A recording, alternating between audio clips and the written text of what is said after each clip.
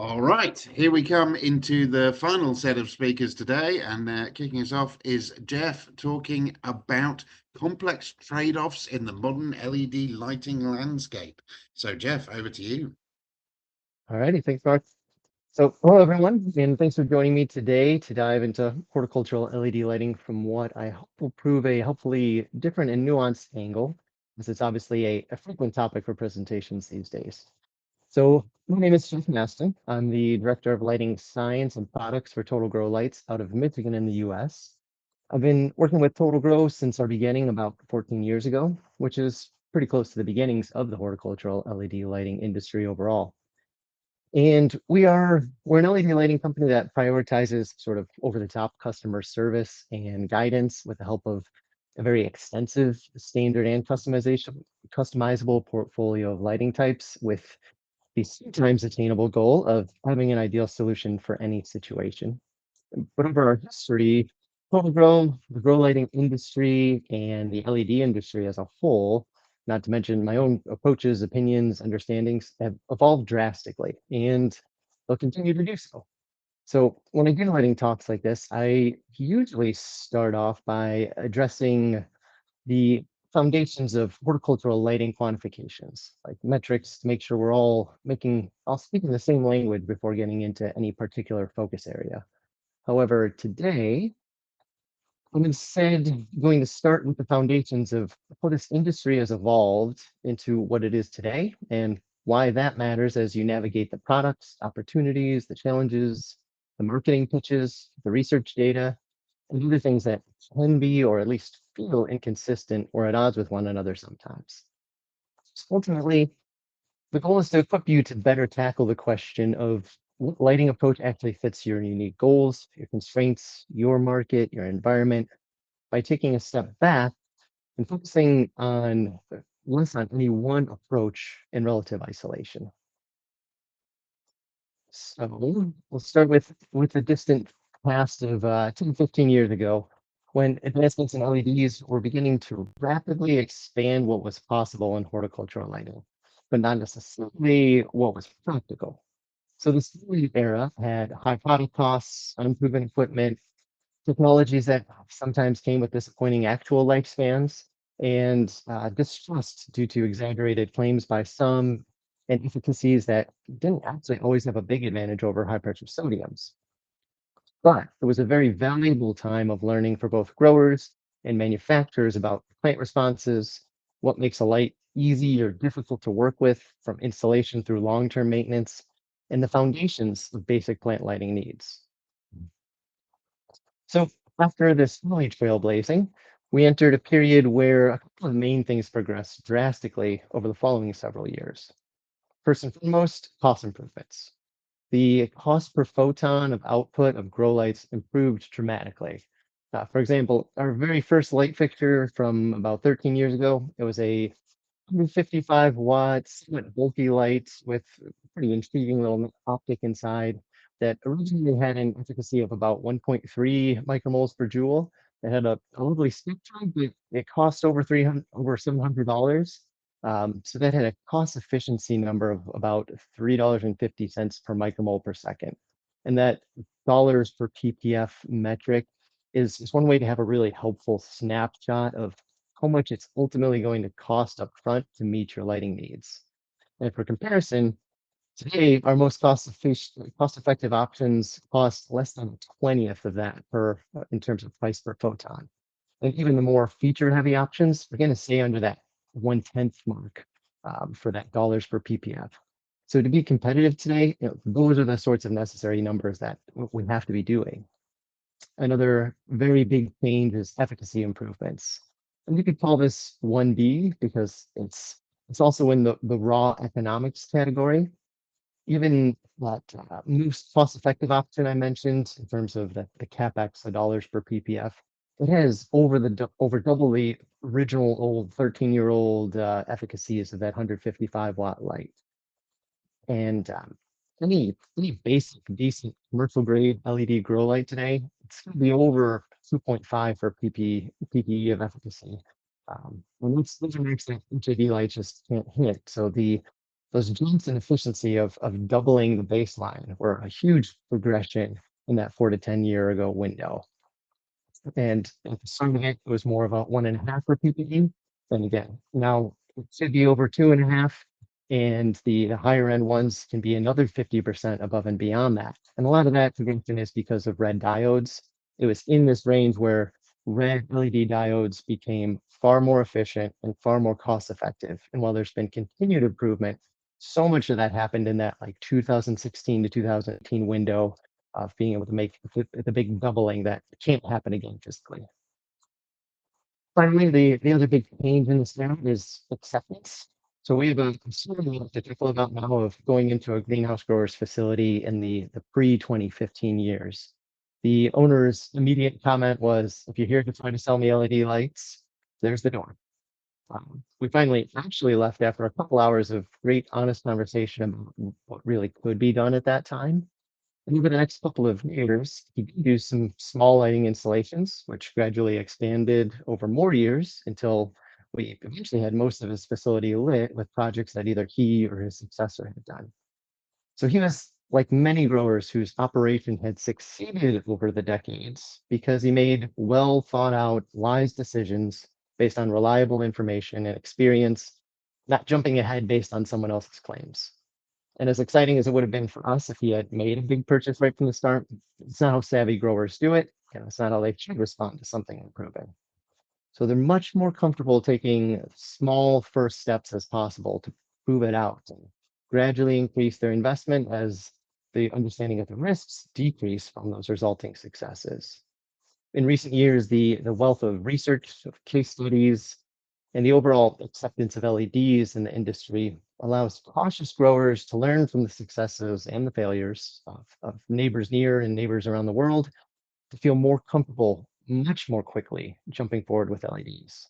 So they've become ultimately the expected solution instead of the exception.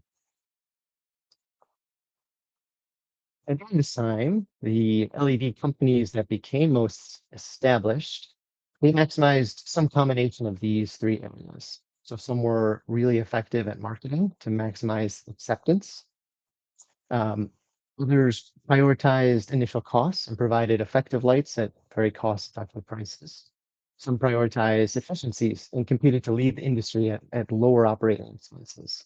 Usually there's at least some combination of these, but typically if you look at the companies that in that era were becoming more established, you can associate them as really doing well with one of them in particular and prioritizing that one well. But in hindsight, you can also see, I think we can also see that the more novel, the overly novel and most feature-heavy approaches in that time period weren't actually what succeeded. So an example would be for those familiar with LumaGrow, that was a light that had spectral tuning and some intriguing integrated, more advanced controls earlier on. And those are also part of what caused failures at that time. So I've worked with some frustrated universities in particular who adopted lights like those and then eventually had issues with no realistic workaround because of the uniqueness of the control protocols and the hardware. So it's another one of these areas where early trailblazing, for those that weren't driven by the problems, we can really benefit from the lessons and the foundations. Now, getting to today's era of horticultural LED lighting, there's another evolution that's happening. One way to describe it is a range of commoditization versus specialization and everything in between. So on the one hand, there's some more common styles of LED grow lights that have become, at least for those of you purchasing them, wonderfully affordable thanks to volume, competition, and technological advances. The cost advancement I mentioned before of lights at less than a 20th of the old cost per ppf with double efficiencies to go with that. And also typically better longevity and easier implementation. I'm speak here on this commodity side. An example would be the 6 to 8 bar full spectrum 600 800 watt light fixtures, which are designed around a typical indoor cannabis grow operation. It's not the only application where they fit, but it's one where if you're not worried about support from the company making the lights, and you just need something bright and quick, you can find a dozen lights like this that are really low cost from the kind of race to the bottom to produce a lot of light at a nice low cost. On the other hand, We continue to learn more and more about how do plants respond to different light treatments. When is it feasible to put that knowledge to real use? The practicality of using advanced sensors and controls with more strategic and responsive algorithms this continues to improve. Electricity is not getting any cheaper, so the importance of minimizing electrical waste continues to grow. The average grower's understanding of all things lighting keeps improving. The cost needed to develop and manufacture lights with more advanced features, this continues to reduce. The ease of integration with control equipment is getting better. So we're still in the journey of all these developments, um, but it's pretty incredible how far it's already come to make the range of possibilities in horticultural lighting so vast today. But all this means that though there are ways to get a lot of light with a lot less sticker shock today, we also need to lay some groundwork for how do we compare more than just a few lighting specifications to process which, if any of these advanced functionality options is a good fit for a given operation. So one reason why I wanted to give some historical background is to point out that the information you need to evaluate today is highly influenced by this new landscape. And what I mean is, we'll start with, in some cases, you can absolutely still keep your lighting plan simple by using a standard fixed spectrum basic approach. So in this case, you can focus on a few simpler calculations. And this is something that I or any of the other lighting companies at this event would be more than happy to help you discern. So it's just a few questions, really. How much light do you need? What's your natural light levels minus your target minus your natural light levels, and then converting that to PPFD? Which lighting options can provide these light levels in your space with good uniformity for your particular electricity costs and hours of use? Which of these options will have the best ROI when we're comparing upfront costs and operating expenses? And are you confident in the reliability and the support behind the option with the best numbers? But if you're open to further specialization, keep in mind that all of us lighting manufacturers have to figure out where do we fit best in the expansive, evolving landscape of advanced horticultural lighting, and what messages do we try to communicate to potential customers? So, for example, we can be a company that tries to win by being the best at dynamic spectral tuning in a greenhouse or in a sole source environment, or maybe offer lesser amounts of tunability with a smaller investment to try to merge those worlds.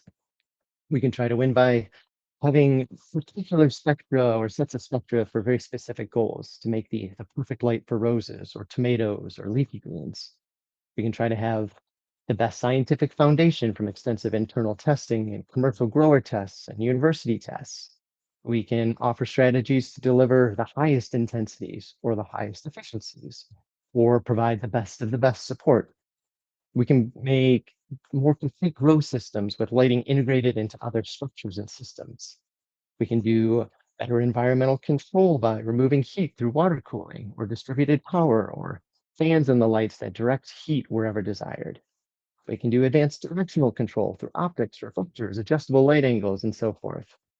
We can do advanced techniques with less common wavelengths like UVA, UVB, UVC, wavelength blues, 617 nanometer red peaks, infrared, and so forth. And we can do alternative light delivery techniques, intercanopy lighting, inter-canopy lighting, side lighting, under canopy lighting. The list goes on. There's no single item here that is universally best or most valuable. But every one of them have at least some situations where they can be really worthwhile, and others where they're a poor fit. No lighting company can or should do every single one of these. So some will specialize in one or two, and some will try to be more broad. But the challenge to the grower is how in the world do you figure out what's actually a good fit for you? And I'm clearly not going to be able to parse this out in the remaining minutes of this presentation. And I have my own biases and my own limitations from just one person's perspectives. But I do want to hit on a handful of things to think through. So first of all, when is good enough good enough? When is the a good but more commoditized style of light actually the best option? So for one, hours of operation are a huge factor to keep in mind. If you're going to run the lights for less than 3 months a year, you're probably going to end up targeting a good enough lighting approach, not a perfect lighting approach.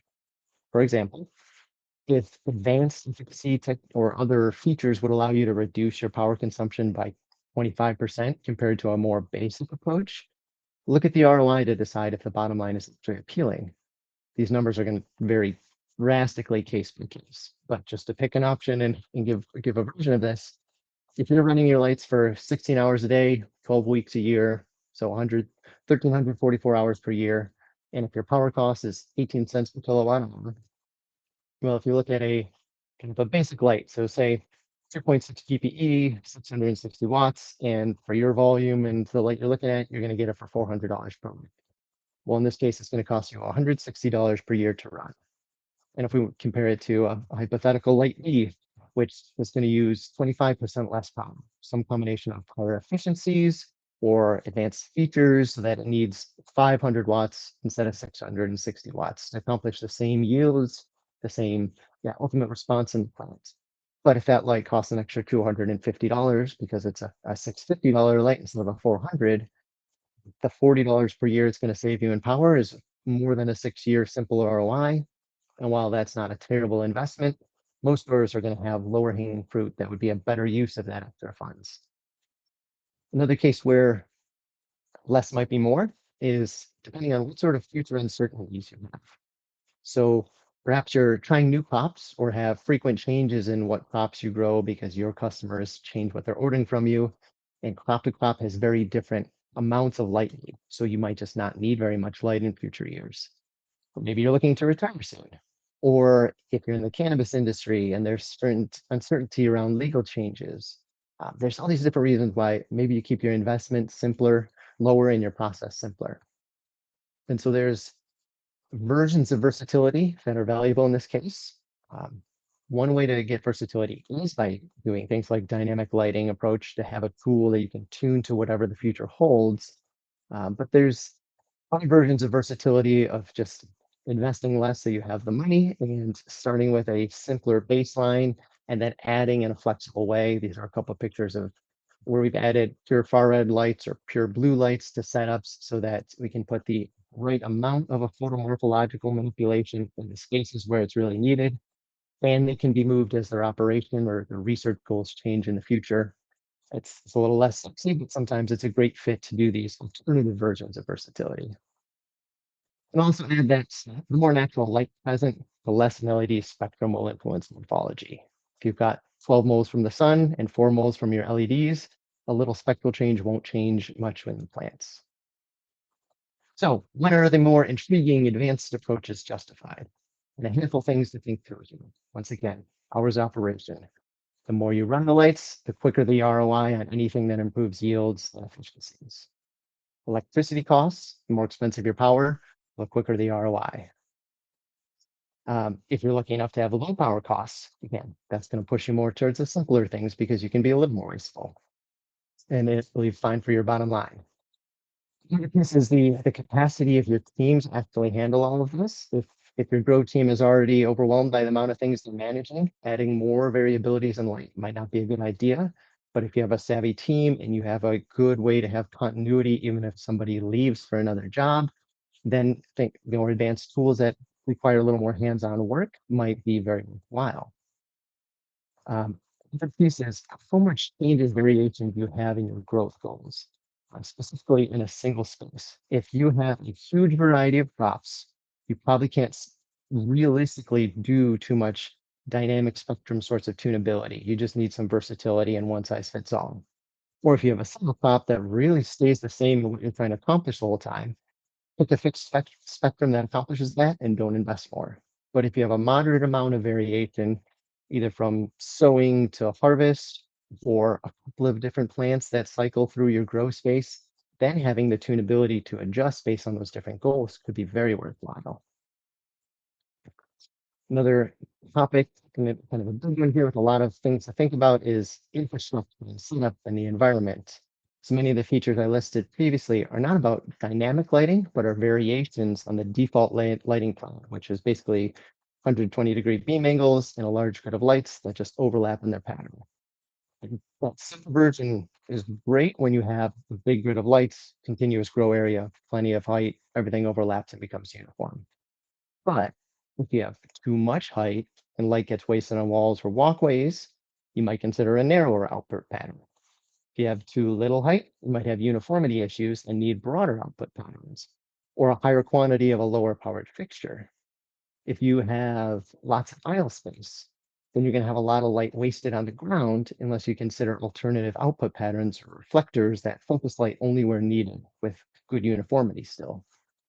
If you have limited locations where light can actually be positioned due to baskets or other structural situations, then alternative light shapes, powers, rectangularity patterns, angling, reflectors, things like that might be needed. If you have tall plants, then intra-canopy or under canopy or similar lights can become very useful. But I will say, make sure you first provide plenty of more economical and easy top light before you add the less convenient and less economical other lights. Do the easy stuff first and then add the other parts. If you have too hot of an environment, you might need water cooling or the distributed power to help keep the heat away. If you have too little power available, really maximizing efficiency might avoid an expensive service upgrade. Couple last things, utility incentives. Some countries, states, regions have different programs for using efficient lighting that will help cover some costs. How they calculate the incentive, sometimes it's very based on how many watts you installed. You hit good enough, and then anything better is not going to help your bottom line in terms of the incentive. And so you just want to kind of do just good enough. Other times the incentives really push the total kilowatt hours per year savings, and doing the most efficient approaches and better controlled approaches will have a better bottom line. And then finally, if you have non-commercial growing goals, like if you're a researcher or an educator or doing R&D, you might find that you have different goals, different values. Maybe you need this really minimum budget, or maybe you need something that's more flashy to attract more students and donors. For R&D, it's good to err on the side of extra features early on, test out which ones are truly adding value, and then scale up with maybe it's all, maybe it's none, maybe it's only select features that are really worth the investment. So honestly, there's a massive amount more that could be said on this, but a couple of concluding things that I hope you take away. So more advanced is sometimes better, but it's completely situational, which if any of the amazing things we can do with LEDs these days actually fit an application. Just like every grower, every LED company has to choose some priorities and areas of specialization, and we have to market and sell what we do to survive.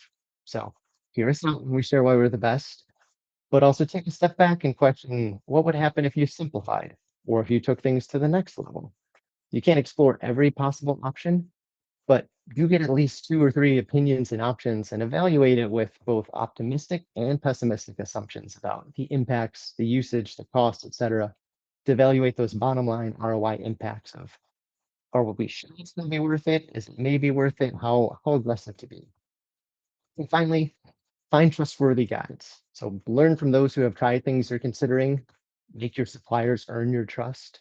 You can't test everything yourself, but between taking smaller exploratory steps, and I do highly suggest doing little tests yourself where feasible and useful, evaluate what others have done. This exciting but sometimes overwhelming new LED world, it really can be navigated well. So with that, I think there's time. Maybe a little time for questions. Perfect. Thank you, Jeff. Yeah, I mean, I'm going to dive straight in with a question, if I may. I think, we've heard from a lot of speakers today. It's really good to hear you talk about, all the different considerations and a very honest approach to what they are. And we've heard other speakers today talking about kind of other controllable parameters, for example, airflow, let's say, or air handling. Do you work with other sectors as well to sort of to look at those kind of considerations and how they have the impact on what you're doing? Because I think that's quite important for growers, is to understand all these different parameters and how they interact with one another. Absolutely. Yeah. And when you change, if you change the lighting, you don't just change the lighting. You've changed the temperature, you've changed the nutrient uptake, you've changed, the VPD in the environment. And so there has to be conversations, and there's a lot of opportunity there and there's a lot of challenge there, because we need multiple people at the table to have a conversation, and growers are busy. So to create the time to have a conversation with all of us involved is extremely useful and needs to be pushed more, because like I said, we have so many times where can't get the information we really need because I have to plan around the electrician and the people doing the climate. And so, we all try to work together. It is a challenge Yeah. to make that truly happen, but it's very, very necessary. Okay. On that front, there was another question I wanted to ask you actually, which is over the years, you've been at this for years now, and I have too.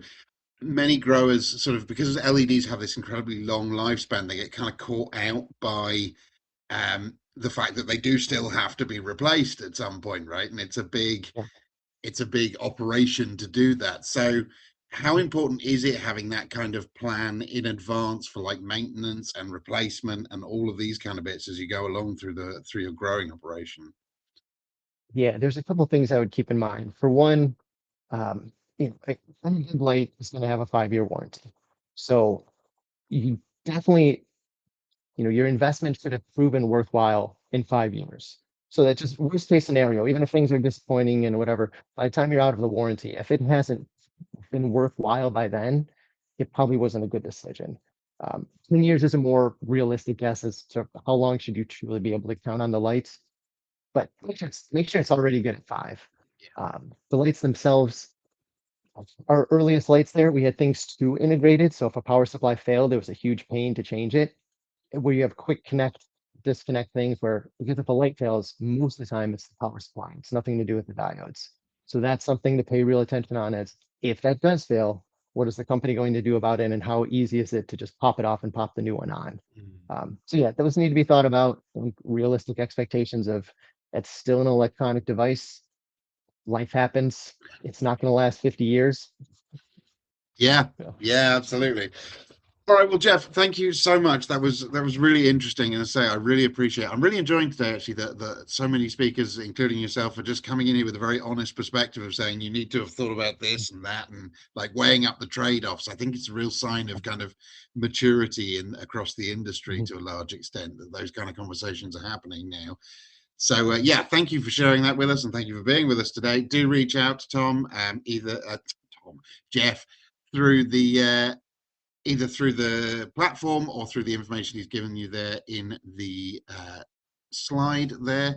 And yeah, Jeff, thank you so much for joining us here, and we will be back momentarily with our next speaker. Thanks, Mark.